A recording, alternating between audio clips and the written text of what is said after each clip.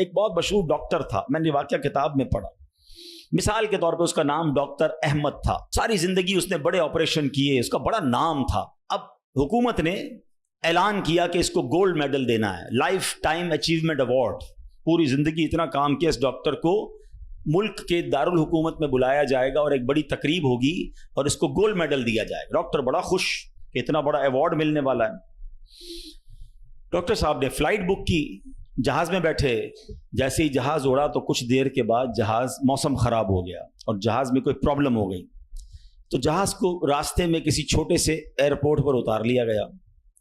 Doctor صاحب جہاز سے نکل کر عملے کے پاس جاتے ہیں کہ بھائی کب جہاز اڑے گا، میری تو وہاں بہت اہم تقریب ہے اور سارا پروگرام میرے لیے سجایا گیا ہے، میں چیف گیسٹ ہوں، مجھے گولڈ میڈل ملے گا، بتائیں دوبارہ جہاز کب اڑے گا.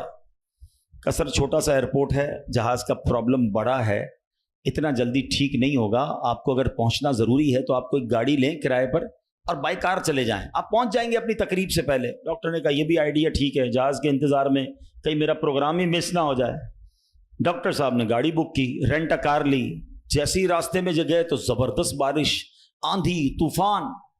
اس اندھیرے میں، اس آندھی طوفان میں ڈاکٹر صاحب راستہ بھول گئے اور کسی مین ہائی وے سے نکل کر گاؤں کے روڈ پہ چڑھ گئے. بہت دیر تک راستے میں، اب بھوک بھی لگ رہی، کھانا بھی نہیں کھایا، اندھیرا گپ، بارش ہو رہی ہے.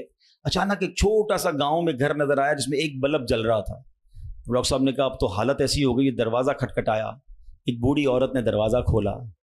کب ماں جی کچھ کھانے پینے کو ملے گا، بہت بارش ہو رہی. کہا بیٹا اندر آ جاؤ. وہ اندر چلا گیا. ماں جی نے بڑی محبت سے اسے پانی بھی دیا، کچھ کھانے کو بھی دیا. تھوڑی سانس میں آئی تو ڈاکٹر نے دیکھا کہ برابر پہ بستر پر ایک نوجوان لیٹا ہوا تھا. کہا ماں جی یہ کون ہے؟ کہا بیٹا میرا بیٹا ہے. کیا ہو گیا اسے؟ کہا اس کو بہت بڑی بیماری ہے. ماں جی علاج کیوں نہیں کرواتی؟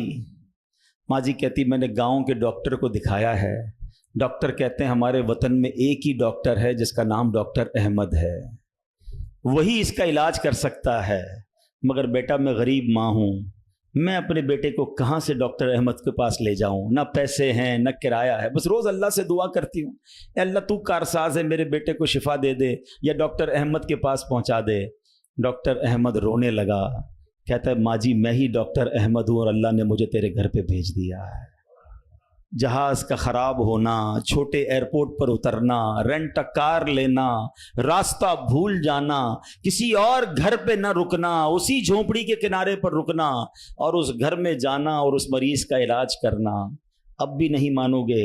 ان اللہ علی کل شیء قدیر، میرا رب جو چاہے وہ کرنے پر قادر. بس ہمارا بھروسہ ہل جاتا ہے. ہم سمجھتے ہیں دنیا والے ساتھ دیں گے، ہم سمجھتے ہیں دنیا والے مسئلہ، ارے دنیا والے تو دکھ ہی دکھ دیتے ہیں. اپنا پرابلم بتاؤ تو ہنستے ہیں. ہم سے کہتے فکر نہ کرو، دوسروں کو بتاتے ہیں دیکھو اس کا یہ مسئلہ ہے، یہ فلاں کام کے لیے آیا تھا، اتنی بڑی بڑی باتیں کرتا ہے، اس کا یہ مسئلہ ہے. ہمارے مسئلے کو انجوائے کرتی ہے دنیا، کون ساتھ دیتا ہے آج؟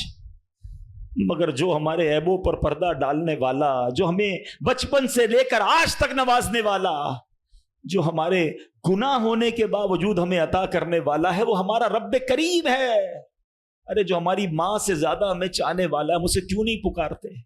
اس کی طرف توجہ کیوں نہیں کرتے؟ حالانکہ اس کی رحمت تو اس کے دروازے کھلے ہوئے ہیں، وہ تو دینا چاہتا ہے. مگر کاش جو توجہ ریکوائرڈ ہے، جو دل سے دعا مانگنا ہے، وہ اللہ مجھے اور آپ کو نصیب فرما دے.